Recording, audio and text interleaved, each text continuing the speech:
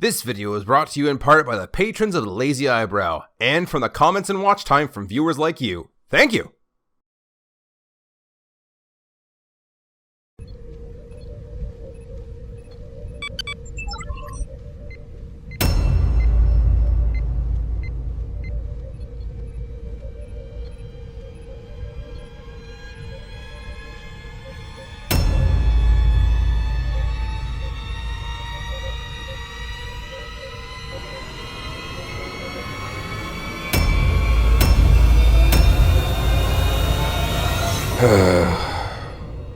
Everything alright, sir?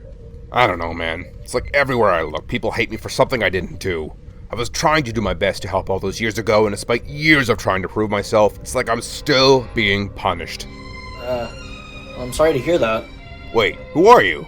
Oh, Gigawatt, sir. Special Time Force Division.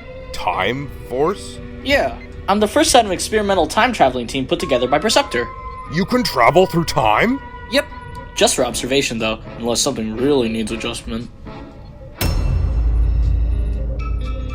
Could you take others with you? Oh, easily. It's just a matter of... No, wait. I see those gears turning. There are a ton of variables regarding this sort of operation. Chaos theory, fixed points in times, paradoxical events. That's just scratching the surface of what could go wrong. This isn't something you can just do on a whim. And this isn't something I thought of just now. It's something I've wanted to do for quite some time. Sir, I really have to object. As your commanding officer, I order you to take me back through time. But Alright, where to?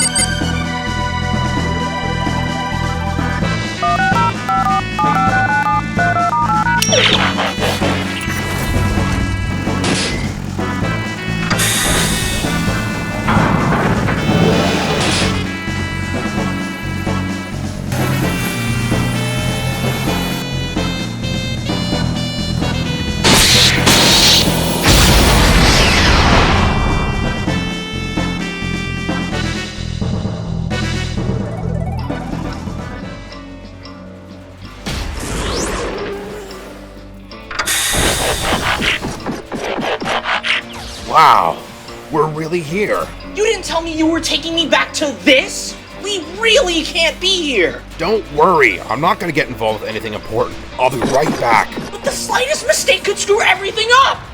Rodimus! That's a question you should ask yourself, Megatron. I'll crush you with my bare hands. I've got to help Prime! Stay away, lad. That's Prime's fight. What the? Who are you? Trust me, kid, you need to stay out of this one. No more Optimus Prime. Grant me mercy, I beg of you. You, who are without mercy, now plead for it? I thought you were made of sterner stuff. Fall! Fall! What the? I might have been able to prevent that! Wow, it happened anyway. These were the fixed points I was talking about! Can we please go now? Can you please explain what's going on? Listen, things are about to happen. It's gonna be crazy, and you're gonna have big shoes to fill. I just hope my actions today have saved you from years of unnecessary hardship. You'll understand soon, I hope. Let's go, Gigawatt.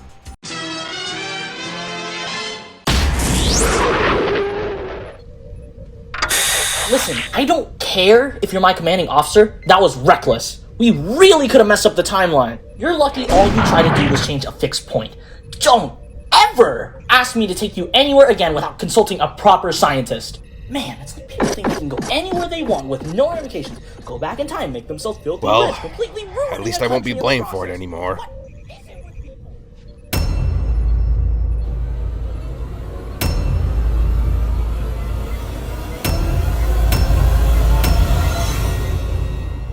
You've gotta be kidding me. Well, hello YouTube, greetings from the Lazy Eyebrow to a highly requested video that is like 4 months late at this point. Sorry about that. This is the review for Kingdom Voyager class Hot Rod? Again? Hang on, what? Ah, there's the problem. This is the review for Commander Class, Rodimus Prime. Like, Commander Class. It just has a nice ring to it, eh? And what better figure to give the class upgrade of Commander to than one of the characters from the show that was the leader of the Autobots. As for the vehicle mode itself, it definitely has a commanding presence. Like, dang, look at all that detail. The flames up the side, the big burly exhaust pipe, all of it just looks so good. If a bit long compared to his on-screen appearance. But the big question that seems to get thrown around a lot regarding this release is, does it deserve to be priced at Commander Class? Like, let's stop and compare to the other two Commander classes we've gotten through the past few years. There was Skylynx, a nearly N-scale shuttle orbiter and a mobile launch platform, and here's Jetfire, who was this massive fictional jet. And then you have Rodimus here in the middle, where the reality is that this is the figure, and it comes with the trailer. And when looking at it from just this perspective alone, I'll admit it doesn't really feel like it deserves the Commander class price point. So let's look at it from a different angle. One I feel better suits what we're really looking at here. Here's Rodimus next to Leader Class Siege Ultra Magnus and Leader Class Earthrise Optimus. And like, if this doesn't scream at you where the budget on this figure went, I don't know what will. As a complete package, Rodimus just looks totally cohesive as a unit, unlike Ultra Magnus, whose gripes I dove deep into last month.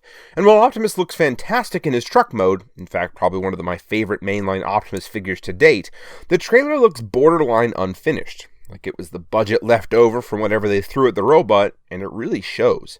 Like, keep in mind, this is a custom painted trailer, and it still looks like an unfinished box on stilted wheels. And this is just the trailer. Like, compare the head units of Roddy and Magnus, and Rodimus still looks exactly like he should. Magnus, on the other hand, is real rough looking. Like, technically both figures are unfinished at the back due to the whole trailer covering it up business, and yet Rodimus still looks halfway decent. If you still want a nitpick, well, it's toy accuracy, and people love asinine adherence to the 80s, whether it looks good or not. So shut up. But yeah, like, through and through, this is a proper Rodimus Prime. One that still feels like Hot Rod, but a bulkier progression of the alt mode, whether you're looking at the modern take, the semi-modern take, the retro take, or the reproduced miniature vintage one. The headlights definitely give off the old G1 look that personally reminds me way too much of the 1991 Saturn SL. The hood flames are given a slight update in design and now feature pinstriping around the yellow, which I'll admit is something I thought I was fine not having on the Studio Series version until I got this one, and oh man, I love it so much more than I thought I would. The flames themselves are cut off graphically for the sake of having the hood actually be the hood and not a faux part, and I can totally accept that if it means making my animations easier. The windshield glass is entirely made of translucent blue plastic and painted burgundy to match the plastic around it in an absolutely fantastic display of color matching.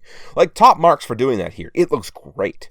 The exhaust pipes here are much larger than the previous Hot Rod release, and they even went as far as painting the cutout where the plastic paneling meets the pipe so that it looks like one solid pipe, which is absolutely something I can get behind. It just looks so good, and it's something Hot Rod neglected to have done here. Well, yes, it's at least gray. The unpainted nature of it sort of does stick out here.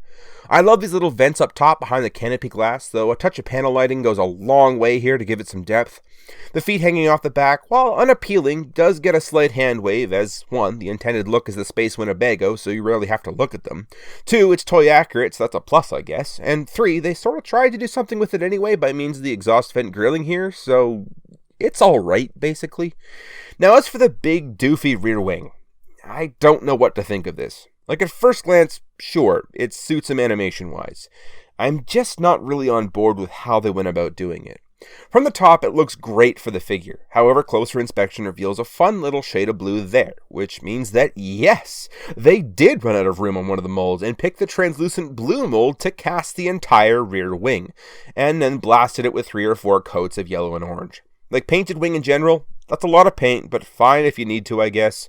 Painted wing whose base color is the literal opposite color of your paint? That's real stupid. Like, why? Why go about it this way?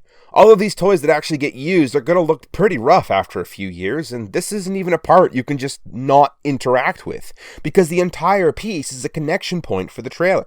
Like this tab here on the bottom of the overhang, that connects to the unpainted rectangular port, and then you slide that whole thing on in while moving aside the spring-loaded bottoms of the extra exhaust pipes. Like, there is a lot of pieces interacting and rubbing on each other, and I fully expect paint rubbing to be a thing in the future.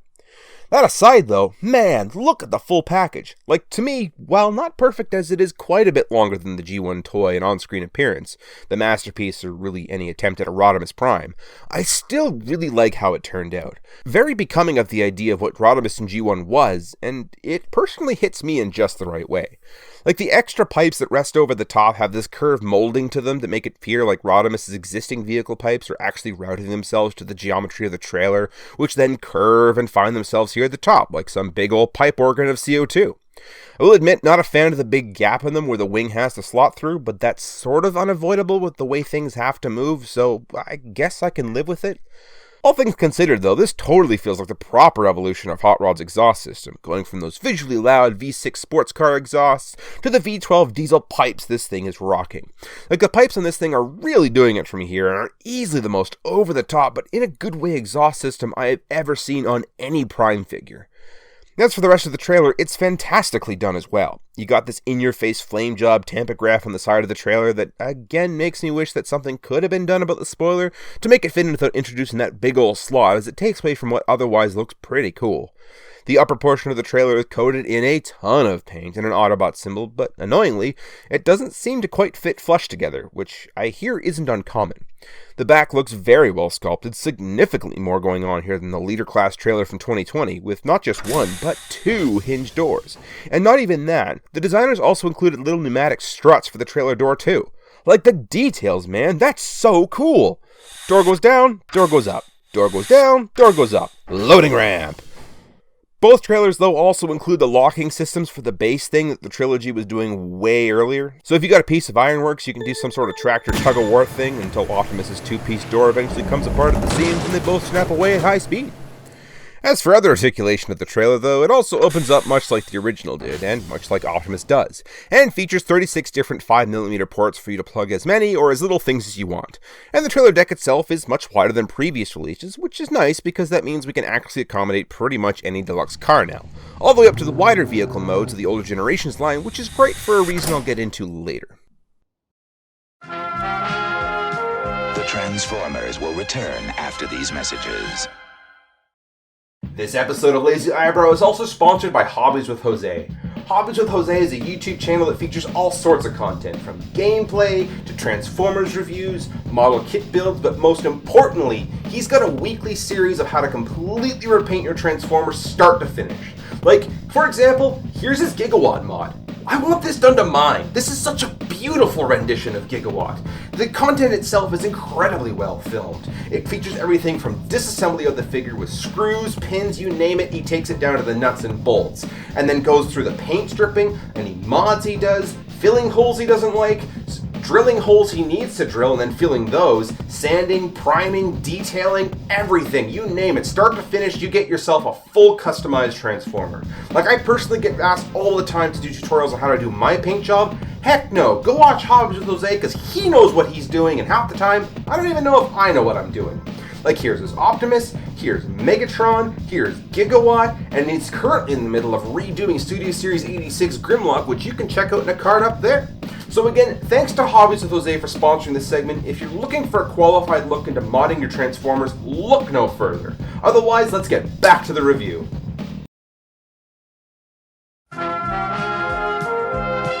We now return to the Transformers. Welcome back. Let's talk accessories. Here's what you get with a Leader Class figure. A gun, a Matrix, and a goofy repair drone. Now here's what you get with a Commander Class figure of this size. A big blast effect tree with an additional 2 tips. A Matrix lens flare, a long rifle, a sword, 2 exhaust effects, and a big tank thing. As for how these interact with the vehicle, the tank thing folds down, the strut and connection point pop out, and this plugs into the trailer. Unfortunately, this makes the trailer roof gap even worse, but what are you going to do? Not store every accessory on board? Well, you can't, but that's besides the point. That being said, it does indeed store there and can be accessed by opening up the trailer for all kinds of mobile turret action. The Sword of Primus is a little pop-out peg that lets you attach it to the trailer walls if you wish to cram it next to the tank, so that's nifty. But if you want to ditch the tank, you can load him up with all the other goodies he comes with and close that all on up. But even then, that's not the only storage this thing comes with, as swinging around the underside of the back reveals an included pull-out tray that features even more storage options, in which you can fit your lens flare and your exhaust tips. Technically, you can cram the sword and rifle in here too if you're feeling extra saucy, but it does require a bit of finagling. Throughout all of this, though, you never really get a dedicated spot to fit the last item, that being the blast effects, of which I don't fully understand why these specific ones were included. Like 2 years ago, these were included for Omega Supreme and Coca-Cola flavor, in which I thought these made total sense for the way these were configured for him. He was a mono-engine rocket, so absolutely give him one big fire blast coming out the back of it. That makes sense. These made less sense when they gave them to us again in tangy orange flavor for Skylinks, but at the same time, it wasn't the worst thing ever. Like, okay, the 3 orange tips can be used as shuttle thrusters, and the big orange flare can be like fire breath or something, because, you know, Skylinks is so well known for that. And then here it's like, oh boy, blue raspberry. Why? All the ports on this figure come in pairs, so what are you going to use just a single stacked blast for? But not only that, even as rocket thrust for the trailer, if you're so inclined, you can only really use 2 of the 3 tips plugged into the tray, and that's it. Nothing left of the crystal pine tree is compatible with any other part of the vehicle that looks in any way, shape, or form meaningful. I personally feel that the effects Jetfire came with would have been much better here for a more dynamic looking option. Even for the turret, you could use most of the crystal pine tree here, or if it's other reconfigurations, and like, technically it works if the weight doesn't make it fall off the end. But like, hear me out, Jetfire lasts. That being said, why didn't we ever get any more of these things? Like different designs, that is. They were really cool and tons of fun for stop motion. And we got like 2 different designs, plus a pittance of others at the beginning of Siege if you bought the Siege Target Masters, or whatever they were called back then. Like, what a waste. Speaking of new effects, though, Rodimus does actually have a new effect mold included, and they're cast in black. These are exhaust effects, and they just plug right into the ends of the pipes, whether that's on the trailer or the vehicle. Mind you, if you have Hot Rod, then yes, the blue flames also work here as well. However, regarding the black smoke clouds, I find them to be excessively glossy. Like, look at the glare on those edges. I very much feel that they would have benefited from some matte material to make it look more like a cloud of exhaust instead of some weird glossy mess. Unfortunately, the material they're cast in doesn't seem to want to let paint stick to it, so doing this modification doesn't really seem like a recommendable thing to do, as nice as it would look. Anyway, having them at all kind of brings up an interesting point that I never thought of until this figure. Hot Rod is presumably, of course, a gasoline-powered high-performance engine. Rodimus is rolling coal here, and must therefore be diesel-powered unless there's something wrong with him. So, like, here's my question. When Hot Rod was anointed as Prime and his heart grew 3 times that day, did the Matrix know 'twas just the fuel he was carrying too? It's a pity you Autobots die so easily, or I might get some sort of enjoyment from this. Arise, Rodimus Prime. Optimus. No.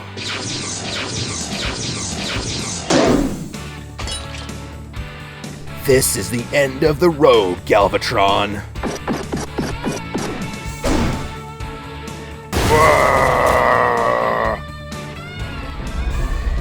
Oh man, I better transform and get out of here.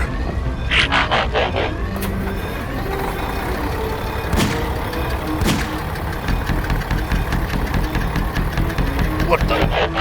Yo, Optimus, why can't I move? My engine's making funny sounds. Sounds like you made the mistake of running gasoline through your engine. Yeah? Why wouldn't I? Obviously, if you're going to be hauling a trailer like a Prime, you need the torque of diesel. Why didn't you think of that beforehand? Well, nobody told me that. What am I supposed to do now? Unicron's exploding and now I have an engine knock and big stupid trailer when I just wanted to be a... Boy, I really hope someone got fired for that blunder. As for other storage areas, this bay exists, but nothing really fits in it. Probably toss some headmasters in or something. This entire thing opens up, though, so that's a thing. I'm not sure why it does that either.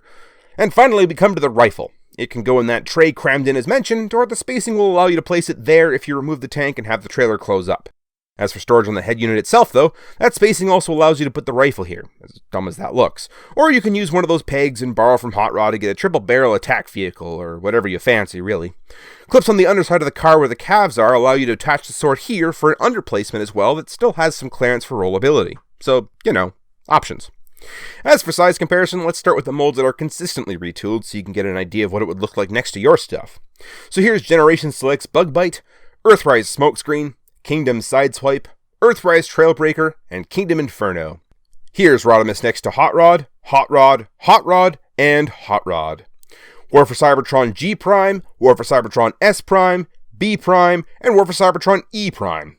Here's Rodimus with your Season 3 Movie Crew version 1, or here's Rodimus with your Season 3 Movie Crew version 2.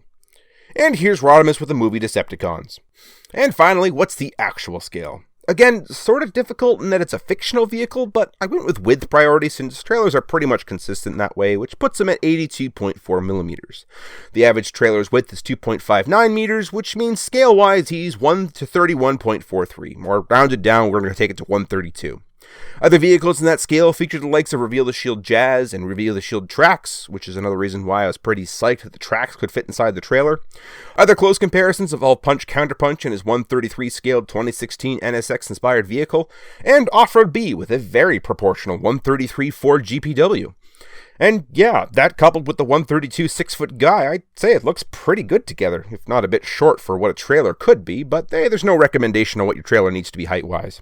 So that was Rodimus Vehicle Mode. It is such a mighty vehicle mode, with tons of goodies all over the vehicle. Like, even just on these merits alone, there is no question about where the budget went. Like, this is easily the best take of a mainline release of Rodimus I've ever seen, and clearly someone at Takara loves this character, because this is now twice the character has gotten the next class up, to make sure the designers have room to do and include everything they see fit, and it shows.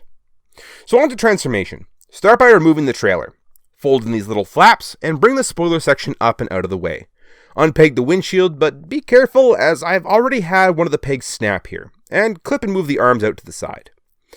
Rotate around the waist and leg assembly.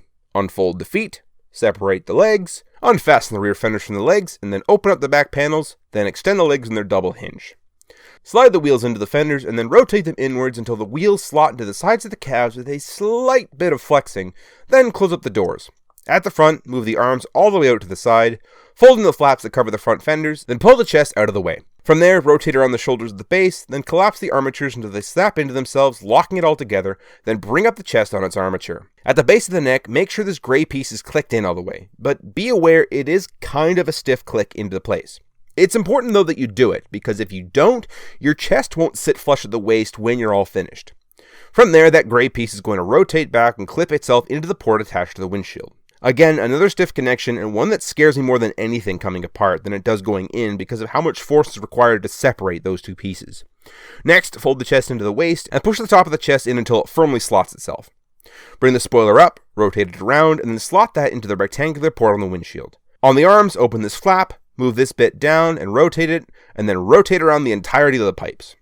On the underside, you'll want to fold in those flaps until they become part of the forearm. And finally, for whatever reason, you need to open out the shoulder wheels, push that into the fender, and then clip it into the shoulders themselves. And Rodimus! I'll start with saying that yes, he looks good, and yes, that transformation is the result, but I gotta admit, I did not have fun getting to this point. Everything's on an armature, everything needs flipped backwards to how it needs to be in Robot, connection points are real stiff, some of it feels unnecessary, it's just not an enjoyable conversion. At the same time, though, no argument here, the results speak for themselves. Like, this is one of the best official-looking Rodimus Prime figures I have ever seen. He just carries more of that mature, more aged-looking commander from the young sports car really, really well. I will admit, though, I'm not super crazy about the face sculpt. Like, here's Hot Rod, and then here's Rodimus. Rodimus looks like he's seen things. Horrible things. Things no bot should ever see. And if I remember right, Rodimus' face is not supposed to look super far off from Hot Rod. Slightly older, yes, but not like a good contender for a cup sculpt. Things otherwise turned out great. The chest made of real parts is form-fitting and looks fairly good as a heroic stature, with all the internal guts making for a really solid chest.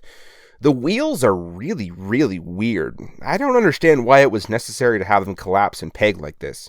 It's not like I'm not benefiting from it, though. I always appreciate having things lock in place for animation's sake, but in general, this level of intricacy on wheels just feels, I don't know, needlessly meticulous. The arm exhaust pipes look great, though. They are far more bulky and present over Hot Rod, which feels appropriate considering all the pipes that the trailer has that, depending on the episode, are supposed to be the part of the robot, so it's a nice addition. As scary as it is to get it all together, the windshield and rear wing look really nice and tidy and really well put together as the back of the robot, and I quite like the finished product. The rear wing itself looks fantastic from the back, the painted nature of the darker yellow really bringing out the highlights as opposed to the canary yellow that Hot Rod was cast in. I just wish it looked as good from the front as it does from the back. The back itself looks really good. Like, a lot of figures don't look the greatest back here, but I gotta admit, it's nice and tidy, and that's awesome. The vents especially look great here as extra back detail, and that goes with the official transformation, or with these panels up if that's how you want to display him.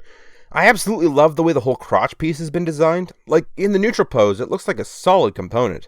And I sort of feel like if Earthrise Optimus had have looked this good at the crotch area, then maybe people wouldn't have complained as much that all they saw was 4 miles of legs. Which, in retrospect, feels like a weird general complaint, considering the proportions are nearly identical to MP36 Megatron, and seemed like the general consensus back then was the design was perfect.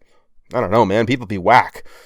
Anyway, Rodimus' thighs look solid, and rightly so, as they've used 2 pieces screwed together to achieve this look, so not a single hollow part could be seen, well, anywhere. These legs are painted, mind you. Disassembly and scratching the inside surface reveals to us that these thighs are cast in the same red as the rest of the figure. In fact, for as much orange as we see on Rodimus, none of it is actually cast in that color. The only pieces cast in orange in this entire set are the ones that make up the trailer base. Anyway, as for the thighs themselves, though, I appreciate the fact that screws are what hold the pieces together, and that goes for a lot of other sections as well. Makes it really nice and easy when it comes to disassembly if you're into converting your figures. First time? I've fallen and I can't get cup. Trade ya. Well, so much for leg day. I told you getting older was a trap. See? That's what you get for leaving a piece out. How was I supposed to know the squid had a big brother? Well, this is just prime. You want to try the universal greeting again? Please tell me you paid for insurance this month. Finally, we come to, weirdly enough, my favorite part, the legs. On the fronts, they have a lot of really cool detail going on. It is kind of hard to see, though, and as such, I wish this was cast in like a charcoal or something. But regardless, the detail is there, and it looks really good.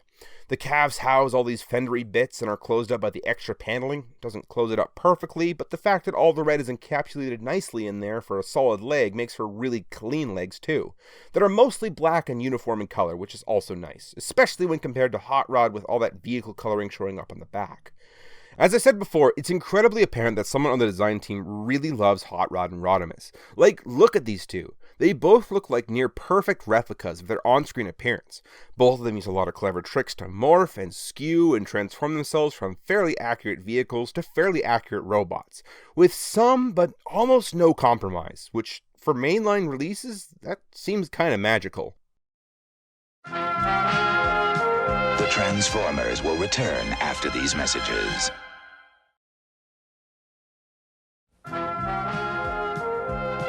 We now return to the Transformers. And this is just how it looks. Let's see if it moves just as well. Head is on a ball joint for full spin and tilt. However, extra movement for tilting can be achieved by moving the neck joint. The shoulders are attached to a hinge that gives the figure a butterfly joint, which I'll admit would be cool if clearance issues didn't more or less negate its use. The shoulders, by the way, are in the chest. Oh, well, that's depressing.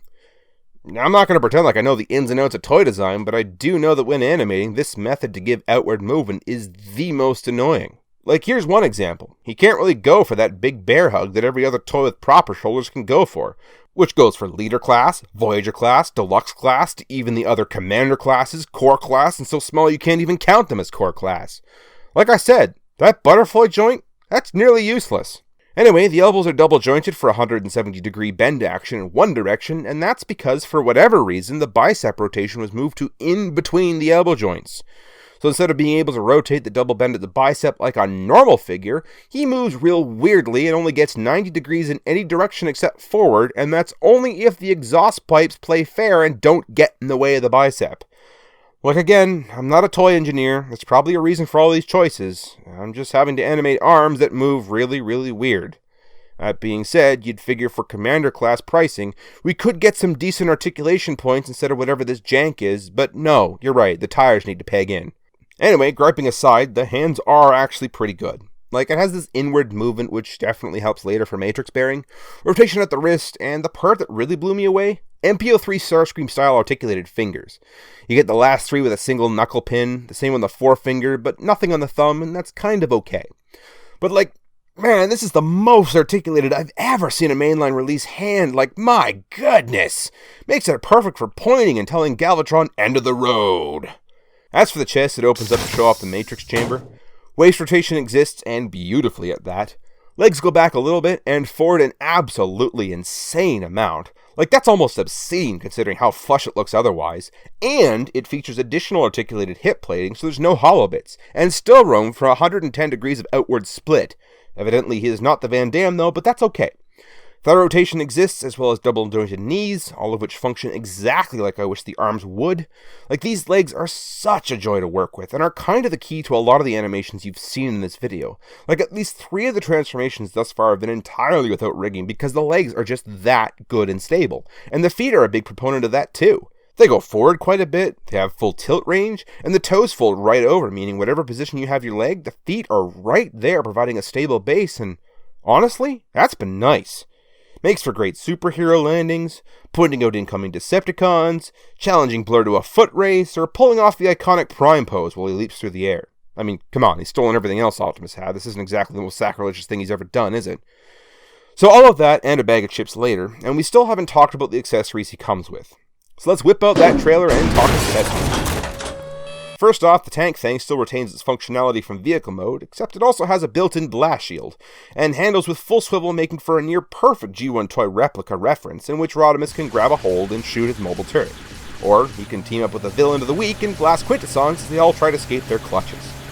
Rodimus also comes with a long black rifle that sort of looks like the 2 rifles Hot Rod came with are stuck together lengthwise, which is actually a feature the original Masterpiece did.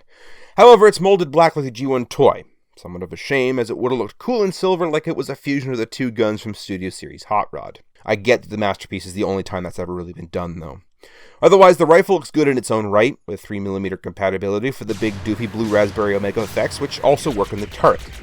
The exhaust effects work here too, if you're in the mood to shoot pollution at people like you live in Alberta and own a jacked up Ford or something. As for the Matrix, this is the Matrix that can be seen with Optimus, Hot Rod, and Galvatron, but fun fact, it's like a file imported from project to project and modified slightly based on a per-project basis, as was pointed out to me during the Hot Rod video. While they look physically identical aside from color from the front, the differences can be plainly seen in the back with the way the peg is shaped. The Matrix chamber is really well detailed too, and picked out in silver. It's almost a shame you rarely get to see any of that detail. A third blast effect is given for this release, and it's the lens flare that clips over top of the Matrix. It's a lot like the Hot Rod version, but it is different both in color and design. Finally, we come to the last accessory. This is the Sword of Primus. It has no origin within the G1 cartoon, but rather the Regeneration 1 comic series. It's a really cool sword design that unfortunately can only be used by Rodimus, probably Optimus, and a slight chance any of the older generations figures with the conversational hands could maybe hold it too. It's been designed in a way that only characters with open hands can ever attempt to wrap their hands around because of the way the 5mm handle has been designed. This is kind of alright though, as Rodimus was the only one that wielded the sword in the comic, but if you want to use it for other things, it makes for the perfect ghost-eating creature slayer, and the rifle just won't do. As for size comparison, here he is next to Studio Series 86 Hot Rod, Titan's Return Hot Rod, Classics Hot Rod, World's Smallest Hot Rod, and Yami. Earthrise Optimus, Siege Optimus, Studio Series Prime, War for Cybertron Prime, and Core Class Prime. Earthrise Grapple, Earthrise Hoist, Kingdom Sideswipe, Select Spinout, Earthrise Blue Streak, and Earthrise Cliff Jumper. Commander Class Skylynx, Commander Class Jetfire, Combiner Wars Ultra Magnus, Siege Ultra Magnus, 86 Grimlock, 86 Slag, Siege Springer, 86 Wreckgar, 86 Blur, 86 Cup, 86 Hot Rod, Generations Junkheap, Paradron Lifeline, Takara Legends RC, Kingdom Pipes, Titans Wheelie, Pack-In 86 Wheelie, and Pack-In 86 Daniel. Kingdom Galvatron, Kingdom Cyclonus, 86 Scourge, 86 Sweeps, Earthrise Runabout, and Earthrise Runamuck. And finally, all the other figures that are the same scale as him, in the 133-132 scale range. So that was Kingdom Rodimus. He is, without a doubt, a figure and a half. Is he the size of your average Voyager? Yes. Does he move like your average Leader class? Yes. Is he worth the Commander pricing? With that beauty of a trailer? Absolutely. No, he's not perfect. I have had to wrestle with the arms and the really weird way they move quite a few times during the filming of this review, but other than that issue, this is without a doubt the best Rodimus figure they've ever released. If you're a fan of the character, I assume you already have one, but if you're not, I will admit it is somewhat hard to recommend as a must-buy in the sense that he's definitely not cheap. I've had more fun animating figures like Blue Streak and Cyclonus, but that's not to say I didn't have fun in some parts animating this figure. I mean, Link's forward smash turned out beautifully. In short, someone on the design team really loves this character, and it very much feels like they've put their heart and soul into making the best possible Rodimus. And if you have so much as a passing interest in the character, I imagine you probably will like this one too, once you have it in hand. This has been the Lazy Eyebrow.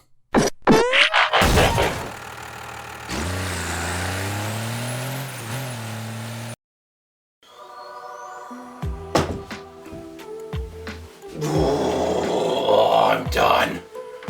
I don't want to talk about Hot Rod anymore. Do you know how relieving that is? 1,700, no, that was just the review. 2,400 photos went into this review. I'm just talking about Rodimus, and Rodimus isn't even a character I like. The toy? Good. The character? Not so much. That's just my personal opinion on that though. I like Hot Rod more than I like Rodimus. So being able to move on, such a joy. Oh man. Shout out to Jake Prime in this video for reasons. You did good. You did good. So where are we going from here? Well, we're going to talk about, hopefully not for 2,000 photos this time, of Kingdom Beast Wars Megatron. Another highly requested review, and well, we'll see if I still like it after the video. I liked it when I got it. I kind of like it now. We'll see how we go from here. And that's after a diet review or two, because man, this project is just, it got away from me. It totally got away from me. Those legs made animating a dream. The arms, not so much. Legs, bang on point. Anyway, thanks for being patient, because I know this review took 5 weeks to make, start to finish, which is a little ridiculous, but here we are, and thanks for sticking with me. See you in the next review. This has been the Lazy Eyebrow.